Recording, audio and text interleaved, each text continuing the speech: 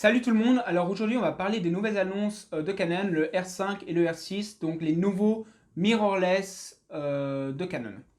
Donc d'abord si vous ne me connaissez pas, que c'est la première fois que vous êtes sur cette vidéo, mon nom c'est Julien et moi je fais surtout des vidéos sur le terrain de photos de paysages et animaliers. Là j'habite en Australie en ce moment, donc si ça vous intéresse, allez jeter un coup d'œil et n'hésitez pas à vous abonner pour de futures sorties sur le terrain. Mais aujourd'hui parlons matériel. Ça fait un petit moment que que j'imaginais pouvoir changer dans l'année qui vient, je pense, ou dans un an et demi maximum, mon appareil photo qui est un 7D, qui est un APS-C, et j'avais envie de passer sur le plein format. Malheureusement, Sony est très bien de ce que j'en ai vu, mais changer tous mes objectifs était compliqué.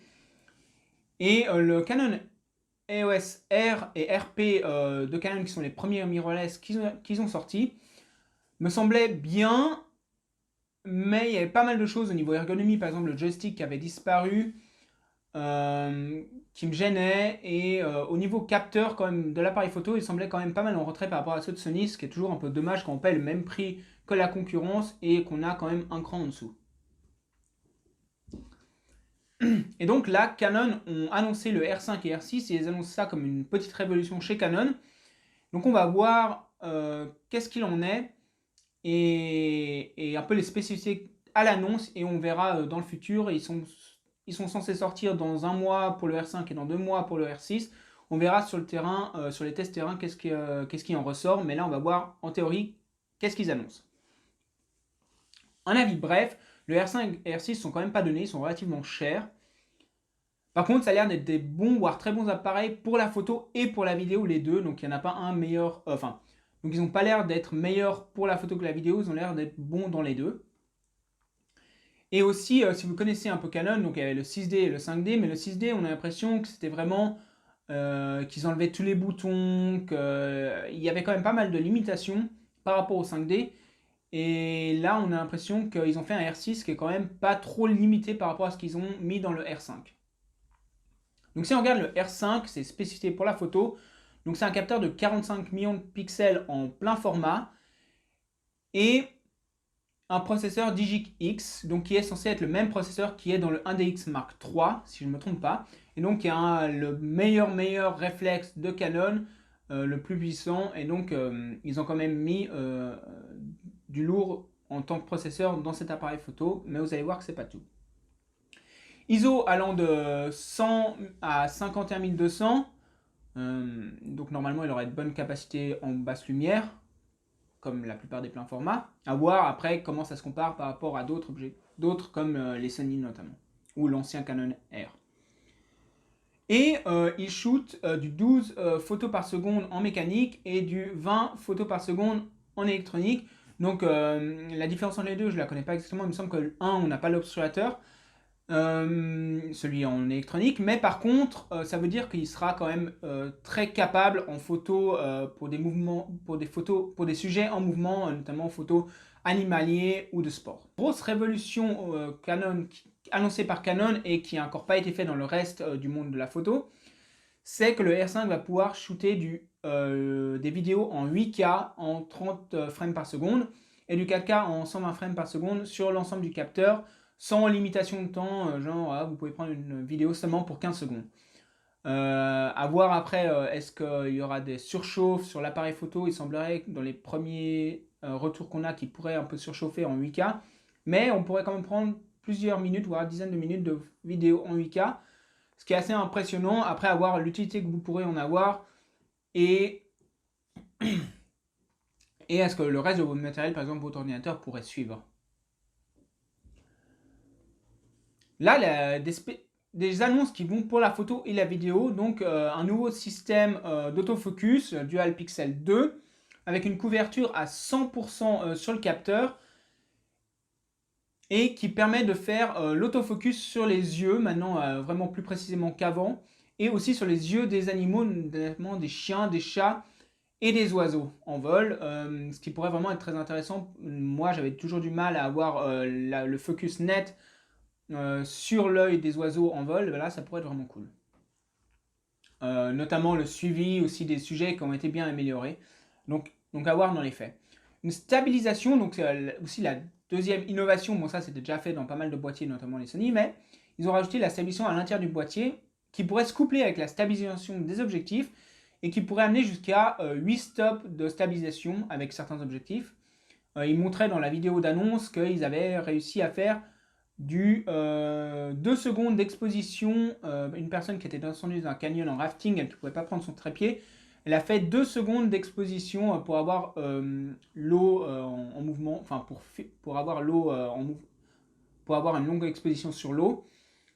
Avoir dans les faits combien de fois, avoir dans les faits, avoir dans les faits les taux de réussite, est-ce que c'est vraiment net, mais ça peut toujours être intéressant, notamment moi, si j'ai une bonne stabilisation qui peut être meilleure que celle que mon 150-600, qui n'est pas géniale, la stabilisation dans l'objectif, peut-être elle sera meilleure sur le R5 ou le R6, ça pourrait vraiment être intéressant. Il y a 2 slots de carte mémoire, une CF Express et une SD.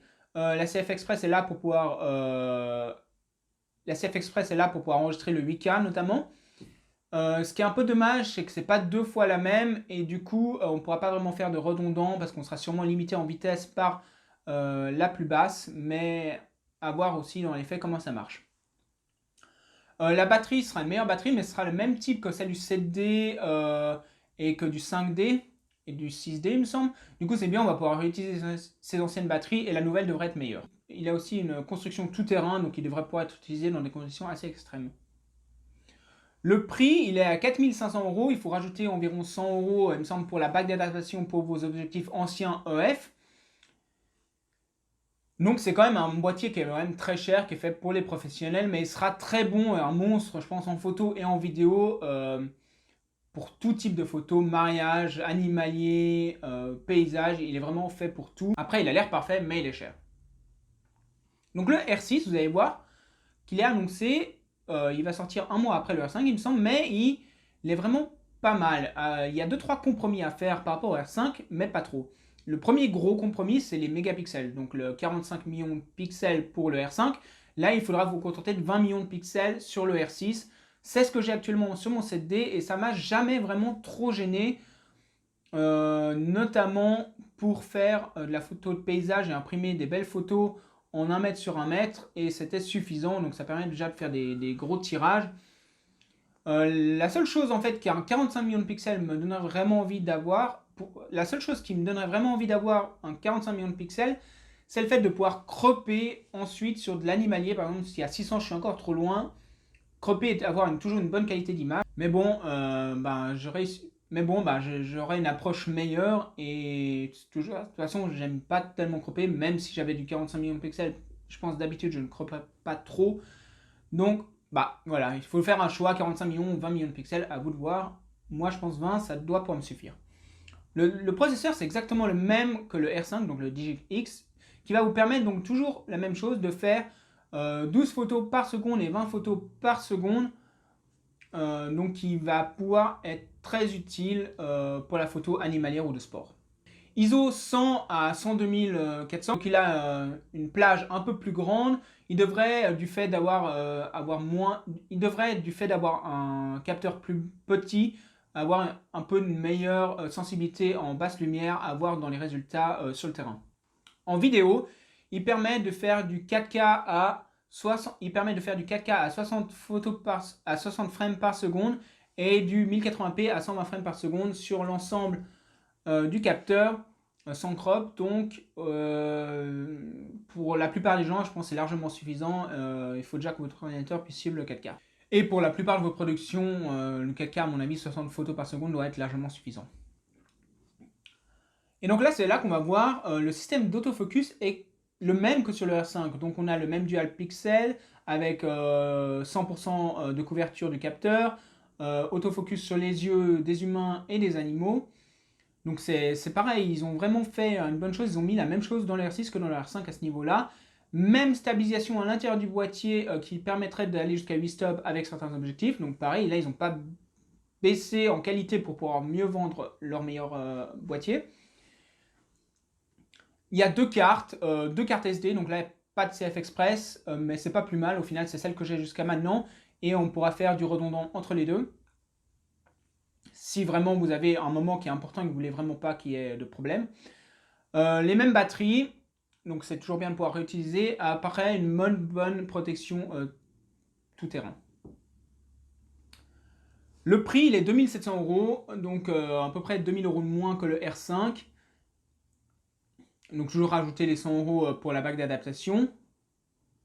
Et je pense que si on veut pas la 8K et que 20 millions de pixels, ça vous suffit, et ben ça peut être quand même un boîtier qui est vraiment très séduisant et qui a l'air d'avoir plein de promesses, à voir s'il les tient. Après, la concurrence jusqu'à maintenant serait un Sony Alpha 7 III qui date environ de 3-4 ans.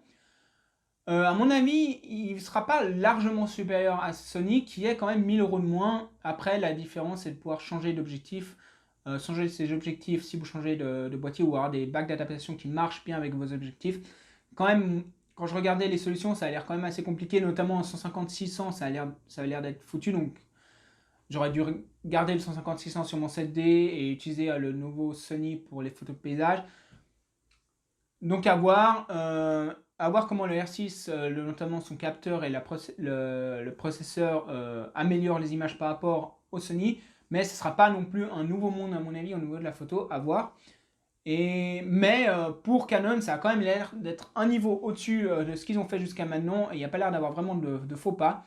Et je suis assez content et impatient de voir qu'est-ce qui va être annoncé et assez impatient de voir comment sur le terrain le R6 et le R5, mais le R6 restera plus dans mon budget, comment le R6 va pouvoir être utilisé pour la photo de paysage et animalière, notamment couplé au 150-600. Je pense qu'il y a quand même des choses intéressantes à pouvoir faire. On reparlera sûrement de ces appareils photo quand ils seront quand il y aura des tests terrain, et jusqu'à là je vous dis à bientôt, ciao.